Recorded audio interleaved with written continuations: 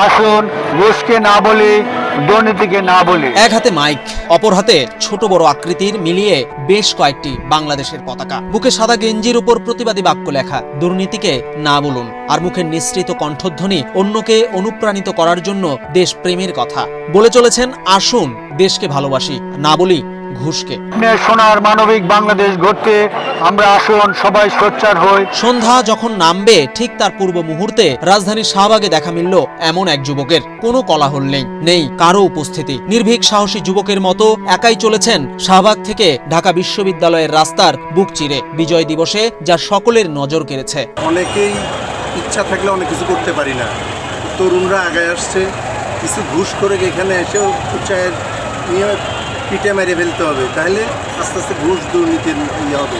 তাছাড়া মুখে মুখে বললে ঘুষ, যারা ঘুষ খেয়ে অভ্যেস হয়ে গেছে তাদের আসলে এই অভ্যেস দূর হবে না সহজে।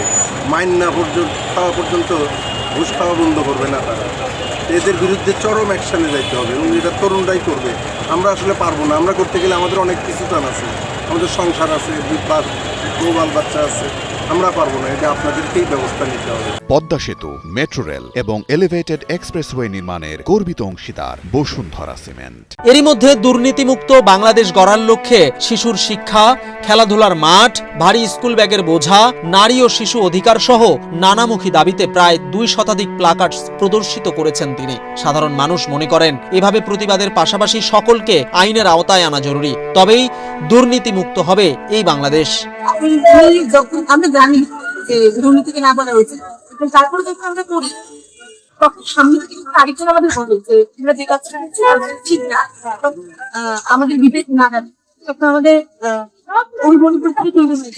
একাই প্রতিবাদ জানানো এই ব্যক্তির নাম মোখলেসুর রহমান সাগর। প্রশ্ন আসতেই পারে, তার সাথে নেই কেউ, অথচ একাই তিনি কেন করছেন এমন প্রতিবাদ? এমন উত্তরে তার জবাব, আমার মূলত 12 বছরের যে কাজগুলো করতে যে আমার চাওয়া একটাই, যে আমরা একটা সুস্থ, সুন্দর, সমৃদ্ধশালী, উন্নত মানবিক বাংলাদেশ চাই, যেখানে থাকবে না ঘুষ, যেখানে থাকবে না দুর্নীতি, যেখানে থাকবে না হত্যা, খুন, যেখানে সড়ক দুর্ঘটনা থাকবে না, মানব পাচার থাকবে না, যেখানে মানুষের কাজের অধিকার থাকবে, শিশু শ্রম থাকবে না, নারী নির্যাতন থাকবে না, যৌতুক থাকবে না। আমি চাই যে একটা উন্নত একটা মানবিক বাংলাদেশ, যেখানে এই সমস্যাগুলো থাকবে না। হ্যাঁ, যেখানে নিরপরাধ মানুষগুলা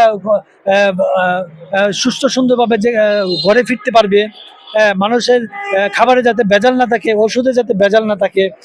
আমি চাই এই সমস্যাগুলো দূর হলে আমার সার্থকতা। তার মতো প্রত্যেকেই প্রতিবাদ তুলুক অন্যায়ের বিরুদ্ধে, এমনটাই মনে করেন সকলে।